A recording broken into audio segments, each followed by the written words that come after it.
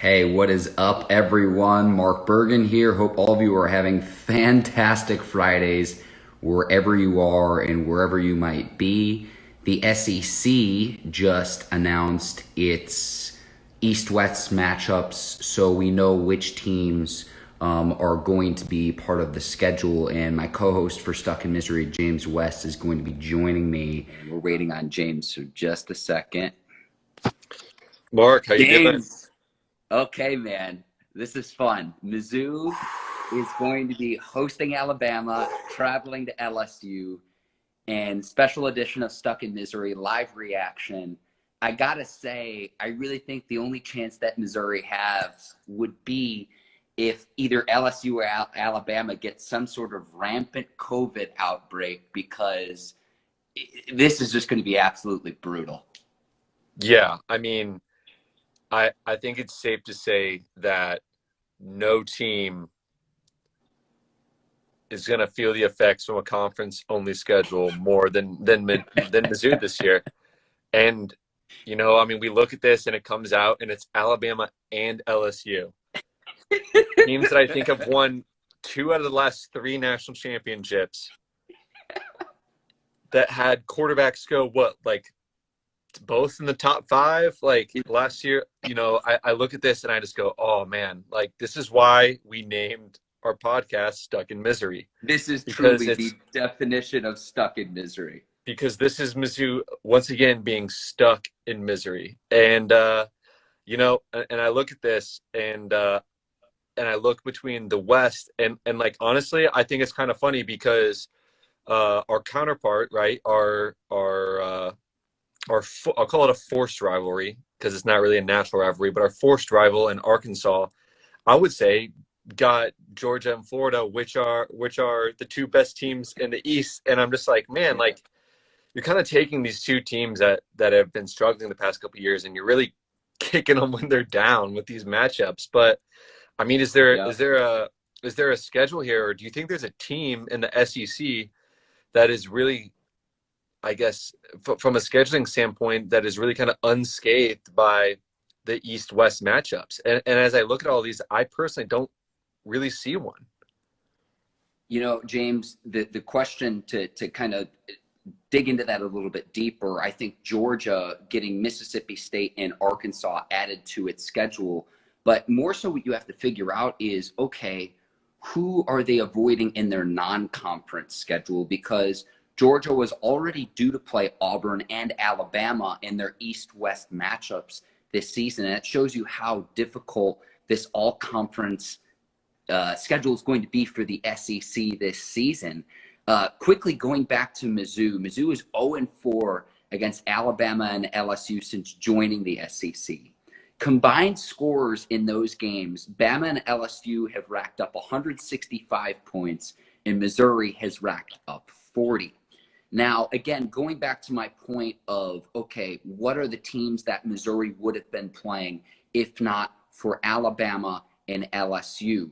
Missouri trades games. They would have played BYU, Eastern Michigan, Louisiana, and Central Arkansas. And again, now they have Bama and LSU instead. And so I look at Georgia adding 2 weaker West opponents.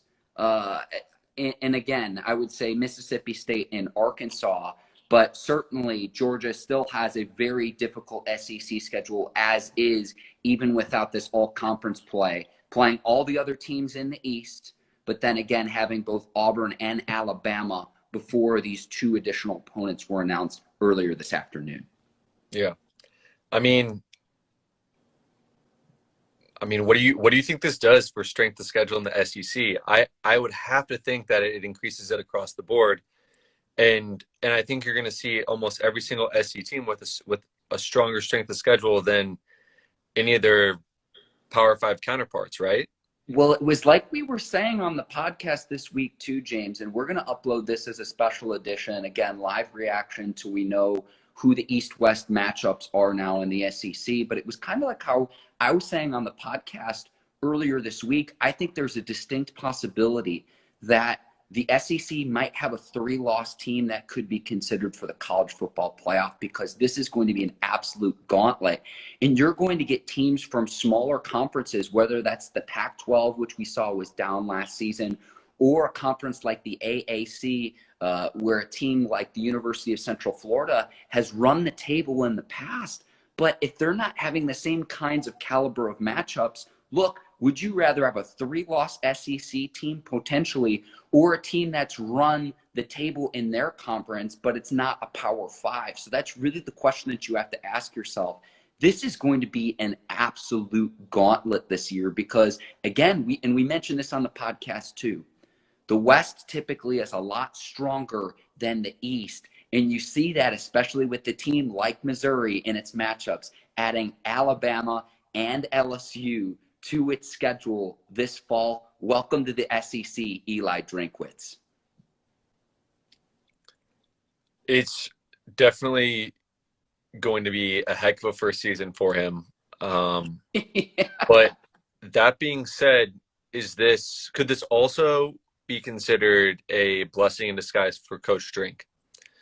With the off season and now with the increase in schedule difficulty, do you think that he's going to get a bye in his first year? Is he going to get an entire year where people don't really look at his record or think that they're going to do anything to, one, prove people wrong and come out with some maybe improbable wins or at least improbable performances?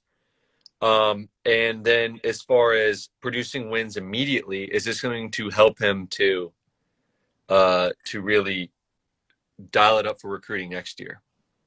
James, great questions. I really think it's going to put more realistic expectations on his abilities as a head coach. Certainly, you don't expect him to beat an upset Alabama or LSU, but if he can even keep those games competitive. And look, at the end of the day, if Drinkwitz wants to be successful, you've got to win the conference at some point in time, or at the very least win the SEC East Division at some point in time moving forward. We're going to see how he stacks up in year one against the elite talent in this conference, because again, had we not had the pandemic, Missouri's only West opponents this season would be Arkansas, who they play every single season, and Mississippi State. And so now we're going to see how does Missouri stack up against the top dogs in the conference? Yeah, they've got Florida and Georgia year in and year out, but against that elite level talent in the West, the Alabamas of the world, the LSUs of the world, but the other teams in the West, Auburn has had very, very promising season. Texas A&M has proved at times that the Aggies are a top 10 team. And so you see how Missouri stacks up against the best of the best this season. And again, if he can even keep it competitive within a 1 or 2 score game, that's a success for Missouri in the 2020 season. Definitely. And it gives him a year with little expectations, like I said earlier, to put in a system. I think that's a plus for him, especially, coming off of a unpredictable offseason. Only a plus. It'll be exciting. Definitely, I think the SEC is going to be a gauntlet and something to watch this year. And to your point earlier, I definitely foresee there being an SEC team in the college football playoff with multiple losses. But I think it could also maybe come back and bite them, where you might not see your typical SEC team make it into the college football playoff this year. And I can't because wait for of that some debate, of those losses. James. I cannot wait for that debate of, okay, if we've got a 2 or 3 loss SEC team, is that better than a 1-loss team or a team that runs the table from a lesser conference? And I cannot wait for that debate, because I think that's going to be part of the intrigue of college football this season. I think strength of schedule is going to play a huge part in the factors weighted into who makes it into the playoff this year. And if you do end up having an SEC team that wins out, like they're obviously going to be in your normal years, right? But even a 1 or 2 loss team this year, I think because of the strength of schedule, I think they still are considered over maybe a 1-loss team from the ACC or a 1-loss team in the Big Ten. Absolutely. James, anything else here before we hop off here? But we wanted to have this live reaction on Stuck in Missouri. We're going to be posting this across all of our different channels, and we wanted to provide the listeners of, okay, we now know who each of the SEC teams are going to play. They're going to play, if you're an East team, you're going to play all the East teams and then 4 different West teams, and then the West teams will play the West teams and 4 different East teams. So we know which teams are going to play which teams this fall. We don't know the dates yet, but certainly an exciting time. Any last thoughts before we sign off, James? No, I'm excited to see, how these schedules all come to fruition as far as buys and how that factors into some of these games, because I think that's going to be a big determiner as far as some of the strength of schedule. If a team like Florida gets a bye before playing A&M or LSU, I think that'll be a huge difference maker as far as kind of the gauntlet that's going to be their schedule this year. Yeah, that's a great point, James, before we sign off here, in terms of figuring out where the bye weeks are ahead of some of these matchups is going to be absolutely huge.